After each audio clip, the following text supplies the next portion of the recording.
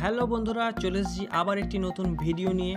আমি হলাম সাহেব আর আপনারা দেখছেন আমার ইউটিউব চ্যানেল মেম সাহেবের বাগান। তো প্রথমেই সবাইকে ওয়েলকাম জানাই। তো আজকে দেখাবো তোমাদেরকে বগেনভেলিয়ার কাটিং বাড়িতেই কিভাবে চারা বানিয়ে নেওয়া যায়। তো সর্বপ্রথম আমাদেরকে সমস্ত পাতা এবং কাঁটাগুলো এভাবে কেটে ফেলে দিতে হবে। আর একটা কথা বলে রাখি, আমার কাটারটা খারাপ হয়ে গেছে, তাই আমি কাঁচিটা ইউজ করছি। কাটার অর্ডার করা হয়েছে কিন্তু এখনও আসেনি। কাঁচিটা ইউজ করার আগে কিন্তু সবসময় বা কাটার ইউজ করো, সবসময় স্যানিটাইজার ইউজ করো, যেন জং না থাকে সেদিকে খেয়াল রেখো। পরিষ্কার পরিচ্ছন্ন স্যানিটাইজ কাটার বা কাঁচি না হলে কিন্তু গাছটা ফাঙ্গাস লেগে মারা যাবে। তো দেখো, যে দিকটা মাটিতে পুঁতবো সেই দিকটা এভাবে 45 ডিগ্রি অ্যাঙ্গেলে কীভাবে আমি কেটে নিয়েছি দেখো। তো আজকে আমার ক্যামেরাম্যান নেই, মানে আমার ওয়াইফ, তাই আমি নিজেই আজকে আমি করছি এক হাতে ভিডিওটা, আর এক হাতে করছি। যদি একটু অসুবিধা হয় সবাই ক্ষমা করে দিও।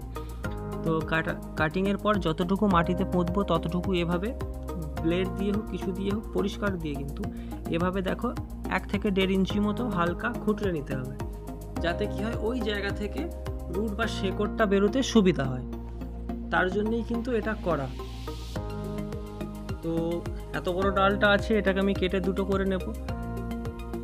তো সমস্ত ডাল রেডি করে নেওয়ার পরে আমাদেরকে যে কোনো একটা পাত্র নির্বাচন করতে হবে। সেটা প্লাস্টিকও হতে পারে বা মাটিরও হতে পারে বা ইউজ অ্যান্ড থ্রো গ্লাস। তারপরে সেটা যাই নাও, পাত্রটি ভালোভাবে মাটি দিয়ে, মাটি বলতে কি মিক্স মাটি হলে ভালো হয়, যেটা তৈরি করি আমরা, সে মাটিটা হলে খুবই ভালো হয়। এমনি নর্মাল মাটিতে বসলে কী হবে, জল বসবে, শেকড়টা চারাতে খুবই প্রবলেম হবে এবং চারাটি কিন্তু সাকসেস হওয়ার চান্সটা খুবই কম থাকে। তাই কোকোপিট মিক্স মাটি হলেই খুবই ভালো হয়, কারণ এতে বালি, কোকোপিট, কিছুটা খাবারও থাকে, খুবই ভালো হয়। অনেকে কী করে ডাল কাটিংয়ের পর কেমিক্যাল ছাড়াই জলের মধ্যে চুবিয়ে রাখে, অনেকে কী করে ভিজে বালিতে বসিয়ে রাখে, সেটাকে তুলে আবার বসায়। এক্ষেত্রে কী হয়, অনেকটা রিস্ক হয়ে যায়।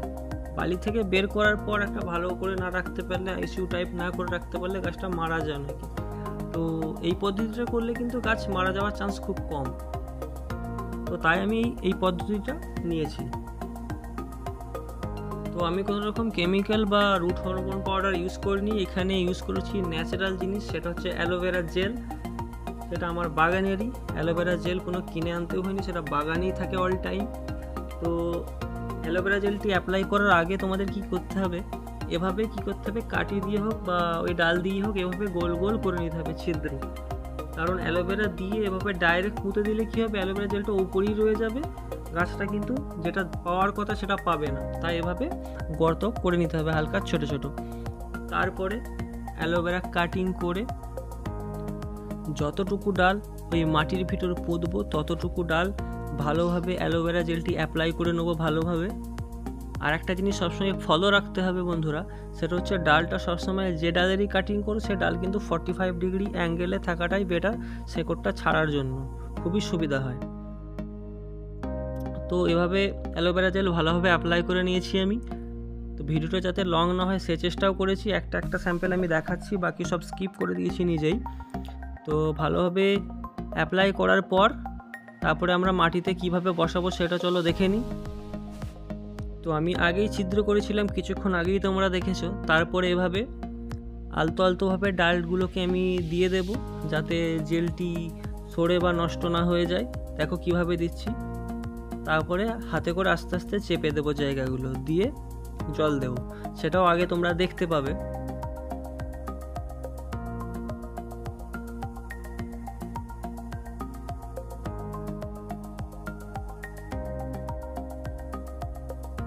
তো সাইড থেকে এভাবে আঙুলে করে ভালোভাবে চেপে চেপে দিতে হবে মোটামুটি, খুব বেশি চাপার দরকার নেই, নর্মাল মোটামুটি চেপে রেখে দিলেই হয়।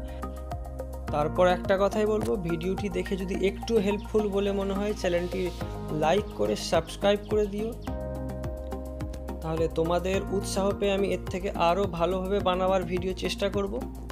তো ভিডিওটির মাঝখানে যদি কোনো ভুল করে থাকি আগেই ক্ষমা আমি চেয়ে নিচ্ছি।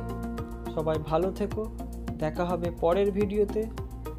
আর ভিডিওটি দেখার জন্য অসংখ্য অসংখ্য অসংখ্য ধন্যবাদ। চ্যানেলটি সাবস্ক্রাইব করে অবশ্যই পাশে থাকুন। ততক্ষণ ভালো থাকুন, সুস্থ থাকুন আর বাগান নিয়ে ব্যস্ত থাকুন।